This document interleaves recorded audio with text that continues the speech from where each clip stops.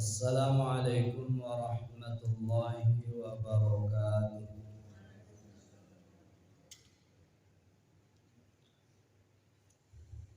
Innal hamdalillah nahmaduhu wa nasta'inuhu wa nastaghfiruh wa na'udzu billahi min shururi anfusina wa min sayyiati a'malina. May yahdihillahu fala mudilla lahu wa may yudlil fala hadiya lahu. Asyhadu an la ilaha illallah wahdahu la syarika lah wa asyhadu anna Muhammadan abduhu wa rasuluhu la nabiyya wa rasula ba'da. Allahumma salli ala Muhammad wa ala alihi wa ashabihi wa mawala. Usikum wa nafsi bitaqwallahi faqad fazal muttaqun. Ati'u wasma'u biqawlihi jalla wa ala. Ya ayyuhalladzina amanu taqullaha haqqa tuqatih wa la tamutunna illa wa antum muslimun. Qala sallallahu alaihi wa alihi wasallam.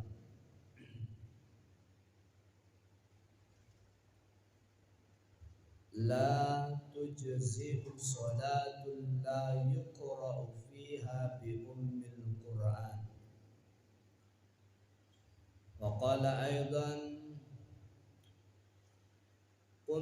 idza qumta ila sholati fakabbir thumma qra ma tayassara ma'aka minal Qur'an. Wa qala aidan man shalla sholatan lam yaqra fiha bi ummil Qur'an fahiya khidaj.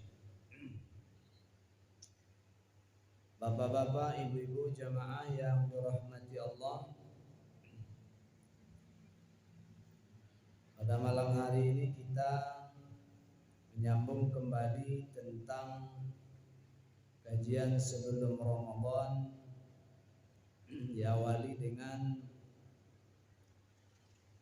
memahami lebih dekat lagi serta menggali pemahaman terhadap surah Al-Fatihah.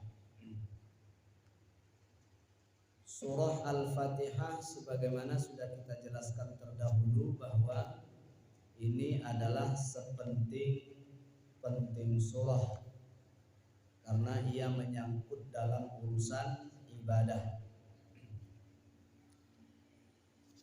Tidaklah ibadah yang dilakukan oleh manusia ada yang melebihi ketinggian nilainya setelah tauhid,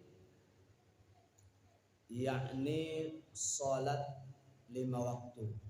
Tidak ada ibadah yang ketinggian nilainya setelah bertauhid yang melebihi ibadah salat. Ibadah salat itu tergantung kepada sah tidaknya salah satu rukun ataupun syarat salat. Jadi sah tidaknya salat kita itu ditentukan oleh rukun ataupun syarat. Maka salah satu yang dirukunkan atau yang ditetapkan sebagai rukun salat itu adalah Al-Fatihah. Maka ketika kita melaksanakan ibadah salat dari sekian rukun qauli dalam salat, sebab rukun salat itu kan dibagi kepada 3. Yang pertama qauli, yang kedua fi'li, dan yang ketiga qalbi. Rukun qauli itu artinya yang wajib atau yang mesti ada, bahkan kalau dia tidak ada maka sholat itu sendiri tidak sah. Yang pertama kalau dari rukun qauli itu adalah takbiratul ihram. Jadi takbiratul ihram itu merupakan rukun qauli dalam sholat. Jadi kalau orang sholat dia mesti atau wajib membaca takbiratul ihram. Setelah itu barulah al-Fatihah, kemudian tahiyat, kemudian sholawat, dan yang terakhir salam. Nah inilah rukun qauli yang wajib ada dalam sholat. Jadi kalau tidak terpenuhi itu, maka sholat itu otomatis tidak sah. Sekurang-kurangnya takbiratul ihram itu ketika kita sholat, sebab ia adalah rukun. Orang yang mengawali sholatnya tidaklah ia dipandang sah sholat itu tanpa mengawalinya dengan takbiratul ihram, Allahu Akbar. Nah, kalimat Allahu Akbar ini adalah rukun salat. Sementara mengangkat tangan di dalam salat itu adalah sunnah salat. Jadi yang wajib itu takbirnya, bukan angkat tangannya. Jadi kalau ada orang yang salat memulai salatnya dengan tidak mengangkat tangannya, maka salatnya sah. Tapi kalau ada orang yang sholat itu mengangkat tangan setinggi-tingginya, namun dia tidak baca takbir, berarti dia tidak sholat. Sebab sholat itu awaluhut takbir, mula-mulanya atau awal ataupun permulaan daripada sholat itu takbir, dan penutupnya adalah taslim, salam. Jadi ketika seseorang salat, maka mesti dia memperhatikan kalimat takbir ini. Karena kalimat takbir itu awal sah tidaknya salat. Kalau kalimat takbirnya salah, otomatis salatnya tidak sah.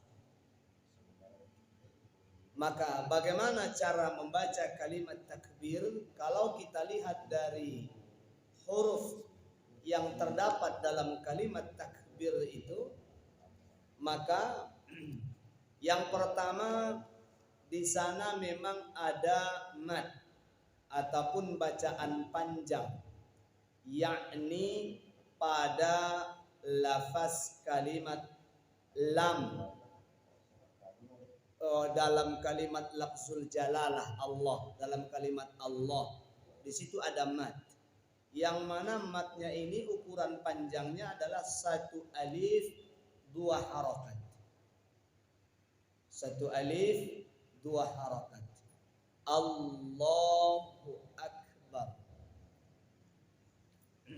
Itu bacaan takbir yang dicontohkan oleh Nabi, kemudian diikuti oleh para sahabat dan ahli qiraat. Artinya orang-orang yang memang menguasai penuh tata cara hukum membaca Al-Quran.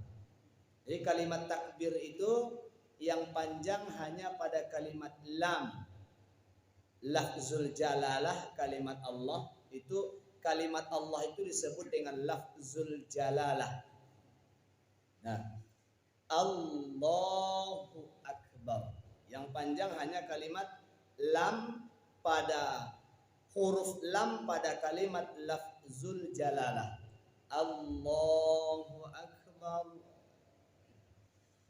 Nah, bagaimana kalau misalnya ada orang yang memanjangkan lafzul jalalah itu melebihi daripada hukum yang berlaku itu, ini panjang ya, panjang sekali penjelasannya ataupun pemahamannya, tapi memanjangkan terlalu panjang lafzul jalalah ini bisa merusak hukum bacaannya ya.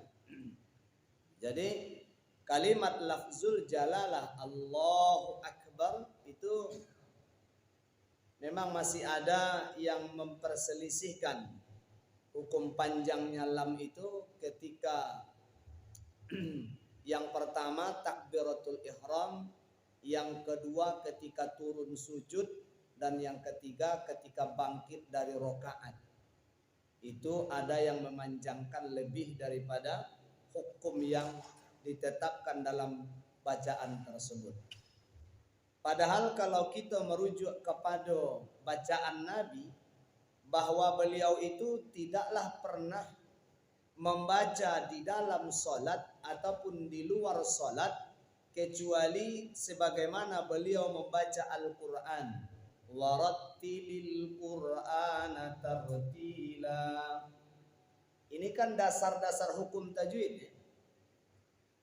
Jadi ayat ini merupakan perintah bagi setiap orang ketika membaca Al-Quran ataupun ketika membaca zikir, mesti ia dengan tartil. Jadi bacaan yang tartil itu jelas panjang pendeknya. Kemudian ada gunnah ataupun tidak gunnahnya. Nah, itu tartil itu. Dan Rasulullah adalah orang yang paling tartil di dalam membaca Al-Quran. Sebab ada perintah warattilil Qur'ana tartila. Jadi membaca Al-Quran itu memang perintahnya tartil. Artinya ada ilmunya. Makanya Bapak Ibu, yang menjadi syarat utama ketika seseorang itu mengimami salat adalah kefahamannya, kefasihannya terhadap hukum bacaan Al-Quran. Itu yang diletakkan yang pertama sekali oleh Nabi Sallallahu Alaihi Wasallam, a'mamukum afsahuhum, a'mamuhum afsahuhum. Hendaklah yang mengimami mereka itu adalah orang yang paling fasih dari segi bacaan. Jadi bukan dari segi umur. Jadi ukuran imamnya sholat itu bukan dari segi umur, bukan dari segi menikah atau tidak menikahnya, tetapi yang menjadi syarat mutlaknya adalah kefasihan. Sebab perintahnya seperti itu. Al-Quran mengatakan warattilil Qur'ana tartila. Rasulullah mengatakan a'mamuhum afsahuhum. Yang mengimami mereka hendaklah orang yang paling fasih di antara mereka. Sebab apabila ada orang yang salah satu ilmu sholat berjamaah yang sebagian orang tidak mempedulikan, bahwa hendaklah orang yang beradu di belakang imam itu, khususnya yang sejajar dengan imam dan yang sebelah kanan imam, itu orang yang andaikan batal sholatnya imam itu, dia bisa langsung menggantikan. Dan kemudian andaikan salah bacaan imam itu, dia bisa meluruskan. Andaikan lupa ayatnya imam itu, dia bisa mengingatkan. Jadi jangan bersiko jana kamu ko saja awak nak dokek-dokek imam selalu uku bona dulu. Itu aturan itu dalam solat berjamaah. Aturan dalam solat berjamaah bahwa yang di belakang imam, yang sejajar dengan imam itu, kalau imam batal sholat dia langsung melangkah. Itu orang pertama yang berhak bergerak, tidak boleh orang lain. Misalnya ada 3 orang nih, 3 orang yang sejajar dengan imam itu, ketiga-tiganya tahu. Maka yang berhak maju itu adalah orang yang di belakang imam itu persis. Kemudian orang yang sebelah kanannya, kemudian baru orang yang sebelah kirinya. Kok kadang-kadang salah bacaan imam dan menyawi dan di ujung. Copek bonanan di ujung menyawi dan di ujung lah menyawi pula. Ulun aturannya lain. Di mana aturannya orang yang di belakang imam dulu, kecuali dia diam saja. Kalau dia diam saja, maka barulah orang yang sebelah kanan imam itu yang mengingatkan. Kalau yang di kanannya imam juga diam saja, maka barulah orang yang tahu yang mengingatkan. Tapi tidak bisa sembarang sujud dari sudut itu awak alam nyawi sekali. Itu aturannya. Baca langsung Pak. Tidak ada kita tahu salah tuh mam. Itu sahabat sama-sama batal salah itu. Iyalah. Atau langsung sujud. Oh enggak ditunggu dulu. Sebab imam itu kadang-kala begitu dia salah membaca, dia berhenti sejenak dulu. Kemudian dia mengulangi dulu. Kalau ternyata salah baru diingatkan. Tidak langsung. Oh enggak. Malah ada orang yang langsung itu justru merusak sholatnya imam itu. Wah, pernah kejadian begitu. Hah? Pernah kejadian begitu. Iya. Iya. Jadi justru bacaan itu akan hilang nantinya. Satu. Yang kedua, jangan buru-buru mengingatkan kalau imam itu berhenti pada ayat-ayat adab. Wah, ikut sangkunya imam lalu lupa sekali. Kenapa jangan mengingatkan imam pada ayat adab? Karena ketika itu, ya itulah pentingnya ilmu sholat itu Bapak Ibu. Itulah pentingnya tahu di arti bacaan. Ketika orang itu faham dengan arti bacaan, kalau ia membaca tentang ayat yang menceritakan tentang azab neraka, dia berdoa dulu. Karena Rasulullah berdoa, makanya dia diam dulu sejenak. Dan itu boleh, itu sahih. Dan juga ketika dia membaca tentang ayat nikmat, gambaran tentang kehidupan surga, dia berdoa dulu, makanya dia berhenti, bukan dek salah. Nah, cuman kadang-kadang awak dek lah melunjak bona dek awak asa berhenti mang gua disosaknya. Asa pokok pantang terlambat seketek dia disosak ndak omong seperti itu. Iya, kadang-kadang apa namanya semangat hafal ayat. Semangat hafal ayat. Pantang keliru coba. Pantang kadang menyambung napasnya. Bapak Ibu, coba kita rasa-rasakan ketika banyak berbicara. Kadang-kadang itu menolak nayili itu tidak elok lagi. Harus dia buat itu bagai kadang baru ketolan kan begitu. Dan itu kadang-kala terjadi ketika kita membaca. Sebagian orang dia tidak memahami itu, dia langsung main sambung saja. Nah, ini efeknya berat. Apa efeknya berat? Yang pertama, bisa menimbulkan keriaan bagi kita satu. Yang kedua, bisa mengganggu konsentrasi. Yang paling utama itu mengganggu konsentrasi imam itu. Kemudian yang ketiga juga merusak konsentrasi jamaah salat. Jadi jangan buru-buru dulu. Tunggu dulu. Makanya ada aturan di belakang imam dulu. Yang di belakang itu kadang-kadang dia bukan tidak tahu, tapi dia menunggu mengasih waktu dulu. Diagennya waktu dulu. Kalau ternyata imam itu lama diamnya, barulah dia ulang bacaan itu. Nah, begitu aturannya. Dan ketika kita salah, kita yang membaca, kalau memang tak ingat, boleh mengulang ke belakang bacaan itu. Kadang seperti itu, ketika dia lupa di ayat 5, dia ulangi lagi dari ayat 3. Di Siko pun banyak orang yang keliru. Ketika ada imam itu mengulangi ke ayat belakang, dia sangkolah salah pula. Lah diluruhkannya pula baca imam pada imam bacaannya betul. Tidak ada salah. Cuman dia mau ulang ke belakang. Dan itu boleh. Ayat itu kalau ada ayat yang disenangi.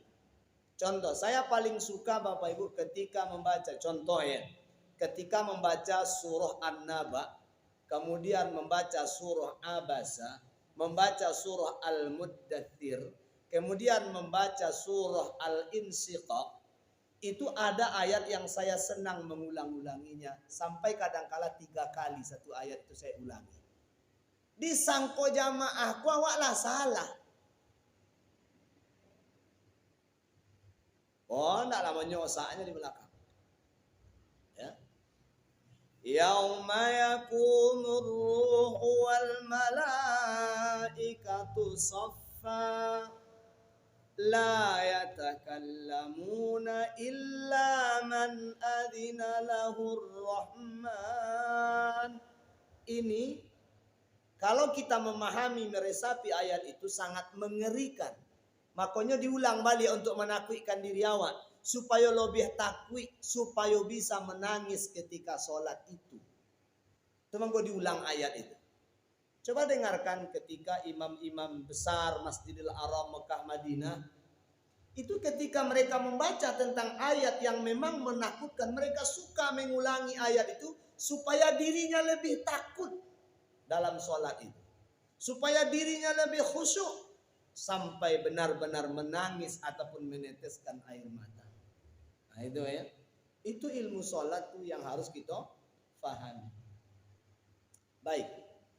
Jadi kembali kepada lafaz Allahu Akbar. Ada sebagian orang memang yang sedikit agak keliru bacaannya. Tapi dikatakan sedikit, tidak perlu sedikit. Sebab batal sholatnya gitu. Apa itu yang membatalkan sholat dalam melafazkan kalimat Allahu Akbar itu? Yang pertama ketika ia merubah huruf dalam kalimat Allahu Akbar itu. Atau merubah panjang.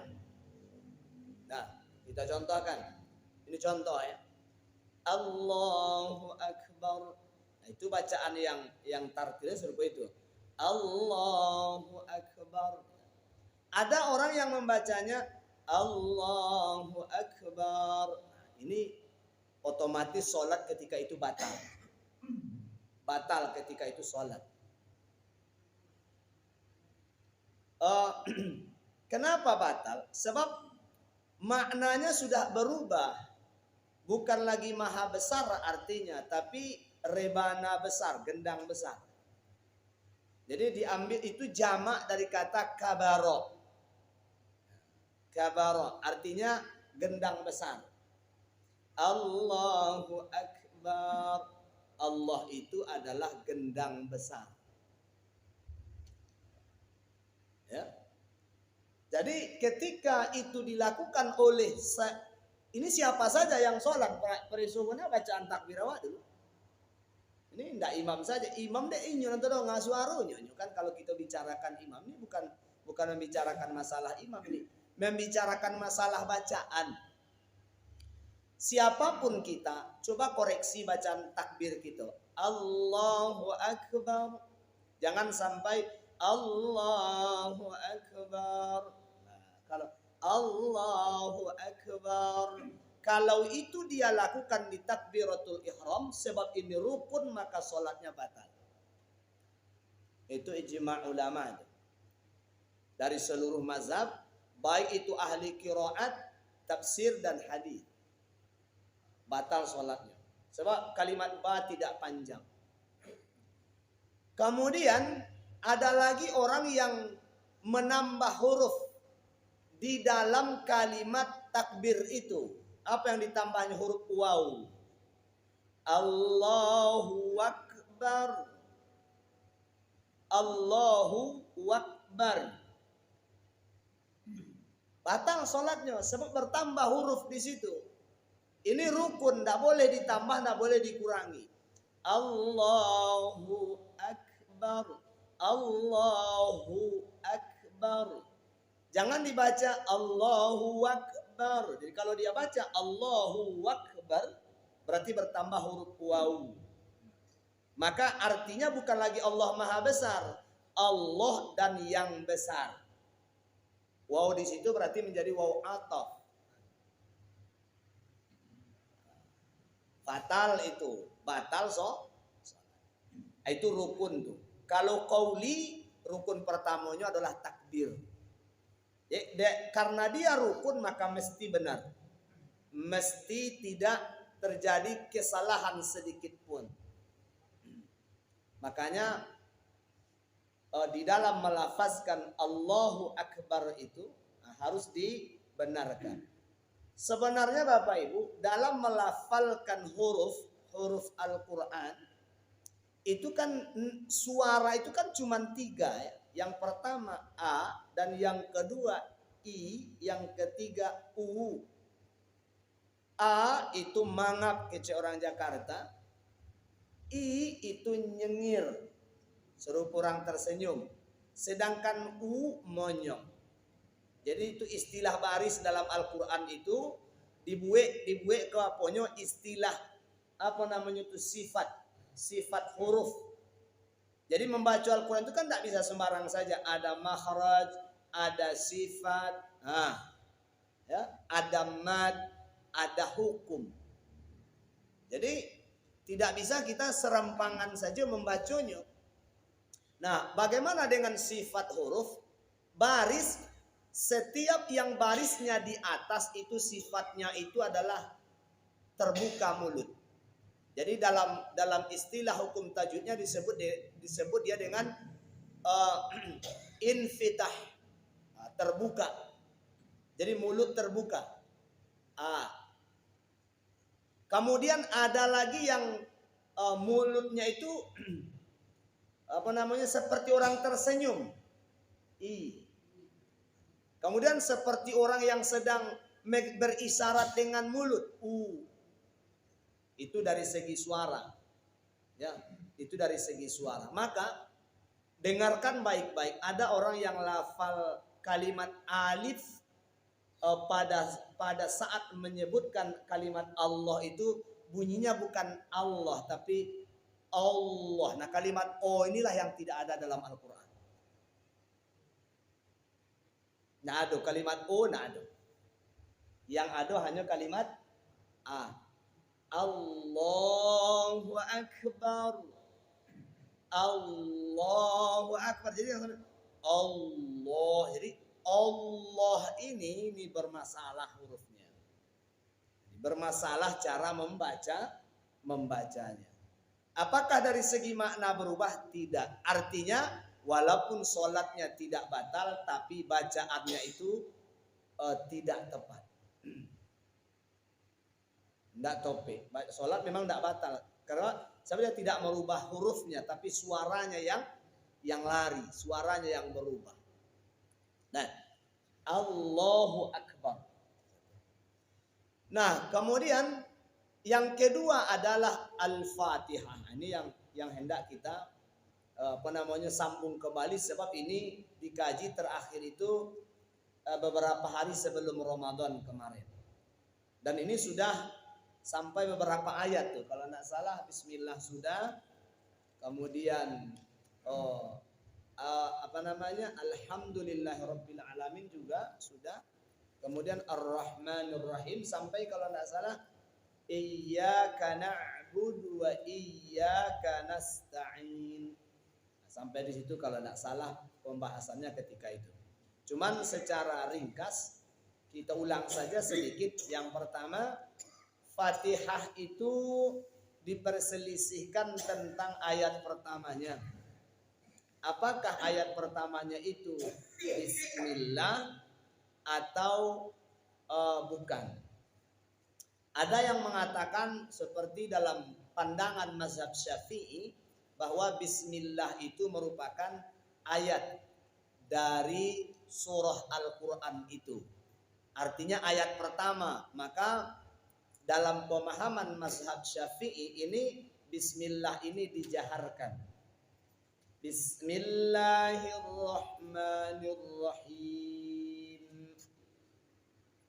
Yang harus diingat bahwa Bismillahirrahmanirrahim itu hurufnya 19 buah. 9 buah. Jangan sampai hilang C. Ini yang sering saya ulang-ulang. Baik kita yang sholat sendiri atau yang memimpin orang lain ketika sholat, kalau pemahamannya itu jahar. Apa itu? Orang yang mengawalinya dengan menghilangkan huruf ba. Itu yang sering sekali saya ulang-ulang. Padahal makna bismillah ini justru terletak di huruf ba itu. Bismillahirrahmanirrahim. Terjadilah banyak hukum di situ. Di bismillah itu huruf ba itu yang menentukan. Bapak Ibu, ketika kita menyembelih hewan yang dihalalkan atau hewan yang disyariatkan, kalau tidak dengan bismillah maka hukumnya haram dimakan. Ada orang menyembelih Bismillahirrahmanirrahim. Bismillahirrahmanirrahim. Maka sembelihannya itu haram. Karena dia tidak menyebut nama Allah. Dia menghilangkan lafal huruf ba-nya. Bi itu hilang deh.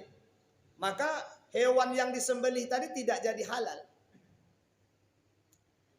Hukum membaca bismillah ini Bapak Ibu, ini di luar konteks Al-Fatihah, itu oleh ulama dibagi menjadi 5. Ya. Yang pertama membaca kalimat Bismillahirrahmanirrahim yang merupakan sebuah kewajiban.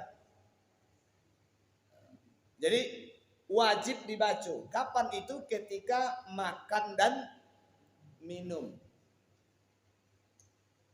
Serta melakukan makan, minum, kemudian wudhu. Sebab Nabi mengatakan la wudu aliman la tidak sah wudu orang yang tidak mengawalinya dengan kalimat bismillah. Bagaimana kalau ternyata wudu itu terjadi di ruangan atau kamar mandi yang di sana ada klosetnya? Ini bermasalah. Sebab di dalam WC ataupun toilet ataupun di dalam sebuah ruangan tertutup yang mana di tempat itu ada tempat buang hajatnya, maka ini kan dilarang berzikir dan berdoa di situ. Sementara berwudu itu mesti diawali dengan bismillah dan disunnahkan membaca a'udzubillah, kan begitu. Nah, bagaimana kalau tempat seperti orang yang di rumahnya itu kamar mandinya satu dengan toiletnya? Jadi semestinya bagaimana? Kita kan ketika membangun itu dulu tidak memikirkan tentang hukum fikihnya. Modelnya membangun kamar mandi yang syar'i, yang sesuai dengan petunjuk. Mesti terpisah toiletnya itu dengan tempat mandinya. Jadi toiletnya itu ya khusus buang hajat saja, mesti tertutupnya. Jangan sampai serupa kamar mandi kebanyakan kita lah. Bak mandi, di samping bak mandi toiletnya. Di situlah dia mandi. Mandi bagaimana kalau mandinya mandi wajib?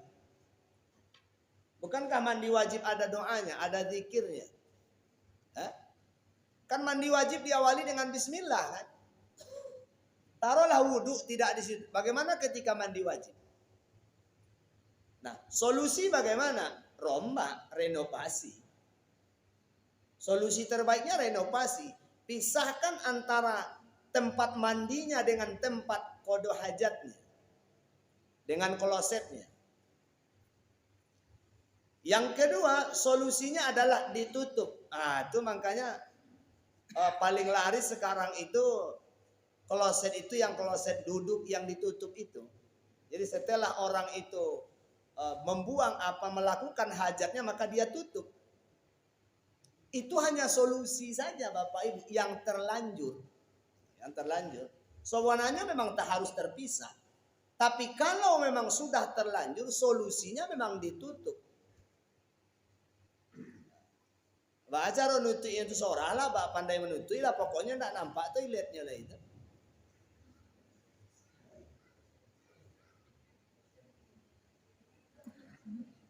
Nah, jadi makanya kan membangun itu kan tidak cukup dengan arsitek saja. Jadi tidak cukup dengan ilmu arsitektur saja. Arsitek kok mesti tahu di agama pula.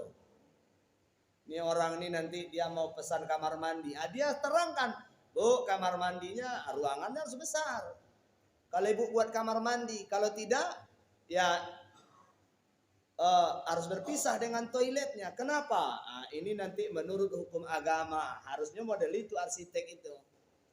Toilet itu harus terpisah dari kamar mandi. Kenapa? Karena ketika ibu mandi, bapak mandi, nanti bapak mandi wajib baca doa. Sementara di sana ada toilet, nggak bisa Pak. Harus dipisah. Jadi dibuat ruangan khusus. Ini khusus ruangan toilet. Ini khusus ruangan mandi dan wudhu. Model itu. Jadi ada pintu yang mengantarainya. Bah, ibu, kamar mandi di rumah kita. Kan dibongkar lebih sudah Pak.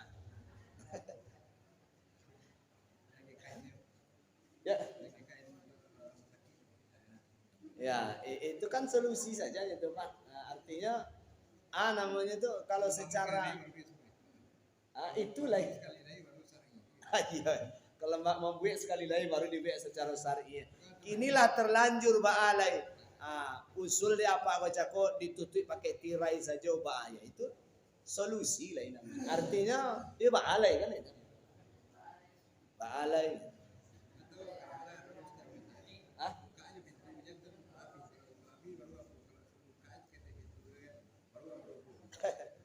Ya, jadi itu akal-akalan Pak. Kalau hukumnya enggak.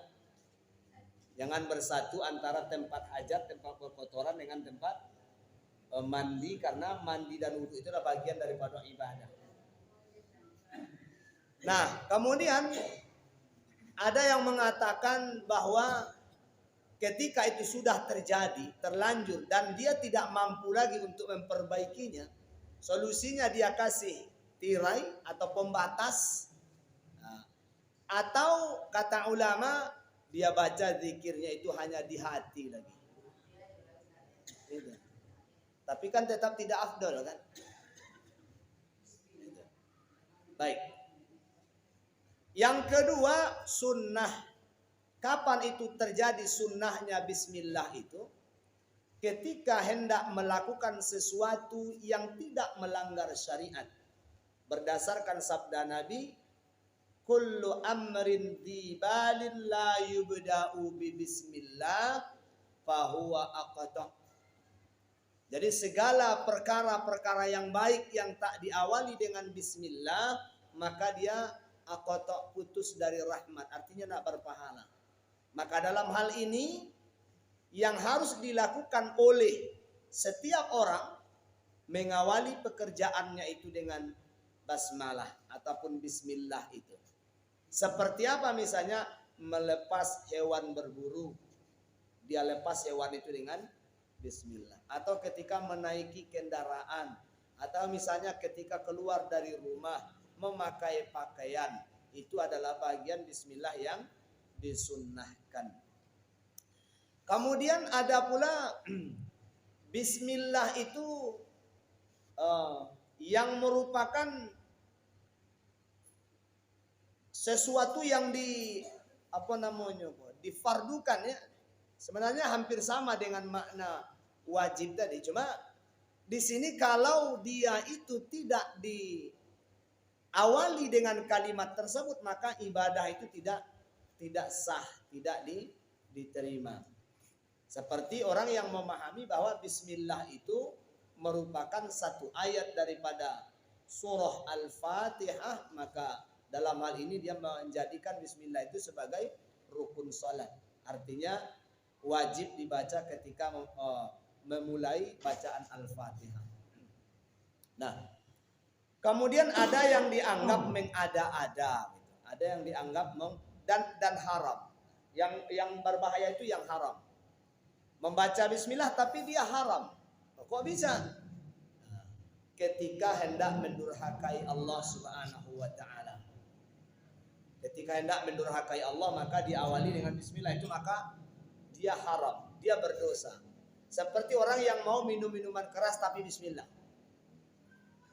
Kalau joleh nak mabuk tapi bismillah, itu hukumnya haram. Seperti orang yang mau mencuri tapi dengan bismillah. Dia pakai kalimat itu untuk mencuri, itu haram hukumnya, tidak boleh. dan seluruh perbuatan yang bermaksiat kepada Allah Subhanahu wa taala. Gitu ya. Kemudian yang kedua, alhamdulillahi rabbil alamin. Alhamdu ini kalimat diawali oleh huruf alif lam yang merupakan ma'rifah. Artinya apa nih Bapak Ibu? Setiap kalimat yang ma'rifah ini sifatnya khusus. Artinya khusus. Bahwa pujian itu, pengagungan itu hanya dikhususkan untuk Allah saja. Alhamdulillahi rabbil alamin. Itu makanya kalau membaca itu ya mesti dengan baik. Sebab ada orang alhamdulillah rabbil alamin, bismillahirrahmanirrahim, alhamdulillah rabbil alamin, itu menghilangkan kekhususan makna. Padahal ketika dia dibaca alhamdulillahi rabbil alamin, bahwa pujian itu hanyalah dikhususkan untuk Allah Subhanahu wa ta'ala. Coba, Nabi apa kata Nabi? Janganlah kalian memuji saudara kalian itu di hadapannya, sebab sama saja kalian memenggal batang lehernya. Kenapa? Karena manusia itu tidak tahan dipuji. Manusia tidak tahan dipuji. Bisa rusak imannya, rusak keikhlasannya. Jadi walaupun orang pelo Bapak Ibu, kita jangan memuji-mujinya di hadapannya. Tetapi hendaklah senantiasa mendoakannya. Tidak usah dipuji, tapi didoakan dia. Jadi itulah makna alhamdulillahi rabbil alamin itu. Dan ini merupakan ayat tauhid ya. Merupakan ayat tauhid. Sudah panjang lebar kita jelaskan kemarin. Nah, ini sekedar mengulang lagi supaya nanti nyambung ke ayat berikutnya. Ar-Rahmanir Rahim. Allah Subhanahu wa taala memiliki dua sifat yang sangat luar biasa, yakni Ar-Rahman dan Ar-Rahim. Nah, ini panjang lebar oleh ulama dijelaskan tentang makna Ar-Rahman dan Ar-Rahim ini.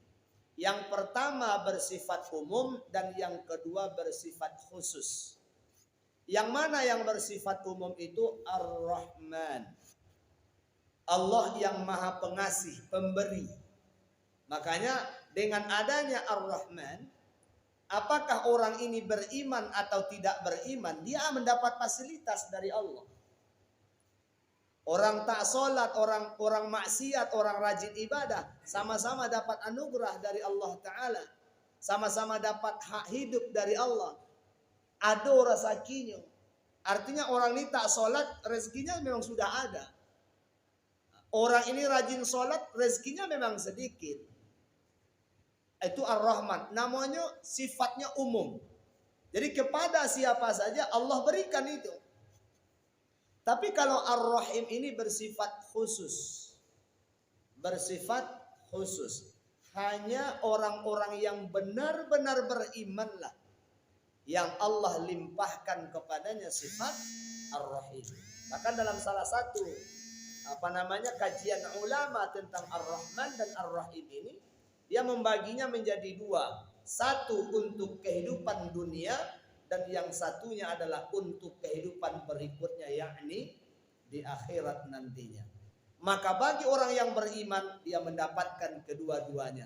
Di dunia dia bersama rahmannya Allah, di akhirat dia bersama dengan rahimnya Allah. Sementara orang-orang yang bermaksiat di dunia dia hanya dapat rahmannya Allah. Kenapa? Dia dapat rezeki, urusannya dimudahkan Allah, padahal dia tidak pernah sholat, usahanya masih lancar, dia bisa bahagia di tengah-tengah keluarganya, padahal dia ahli maksiat. Kenapa bisa begitu? Karena Allah punya sifat Ar-Rahman. Tapi ketika dia mati, maka lepaslah seluruhnya. Rahman lopeh, Rahim tak perlu dapet. Nah, inilah bedanya keuntungan orang beriman dengan orang yang tak beriman.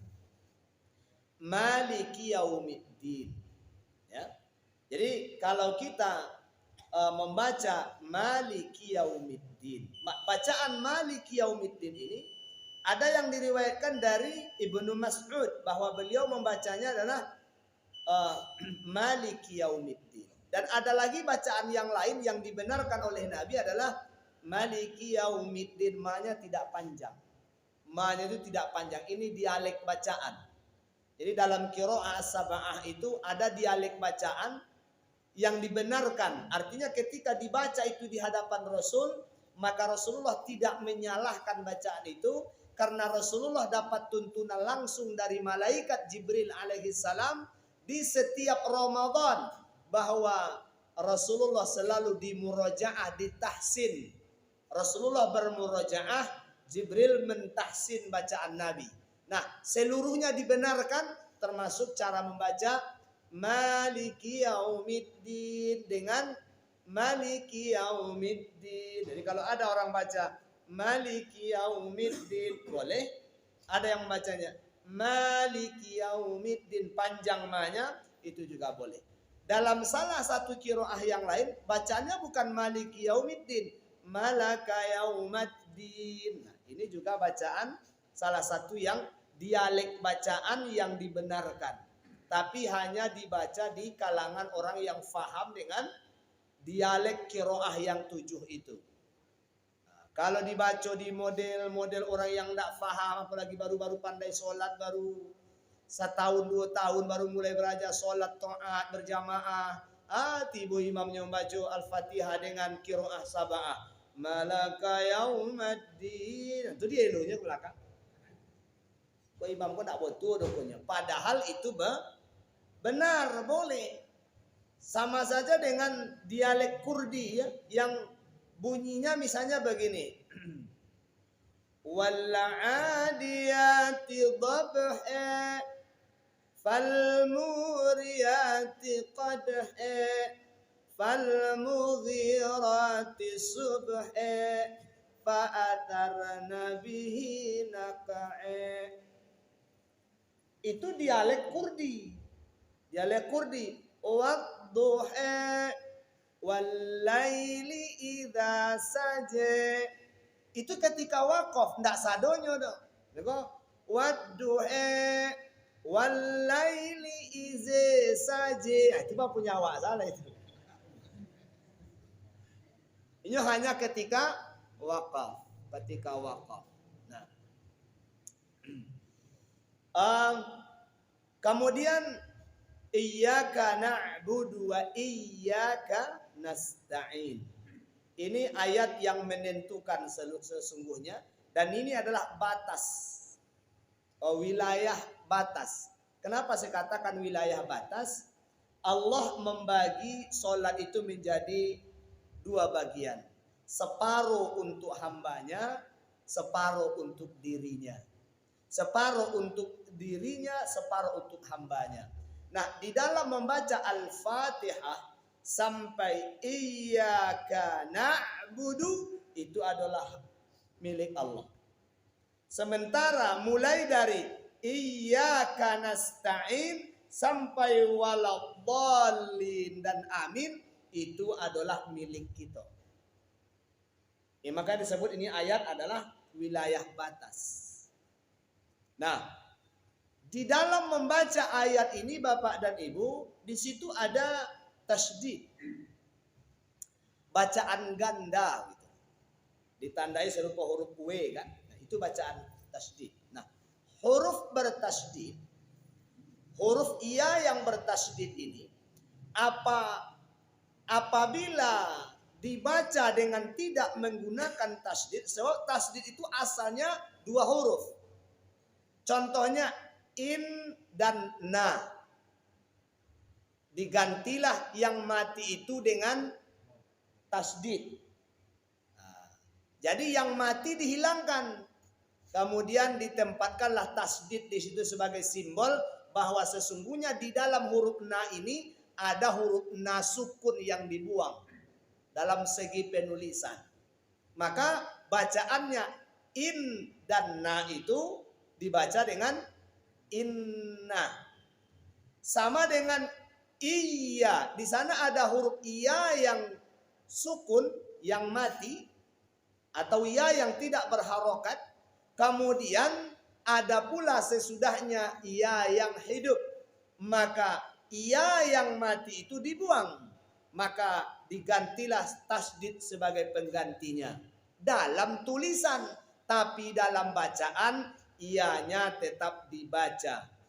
Iyyaka na'budu wa iyyaka nasta'in. Jadi ada hentakan.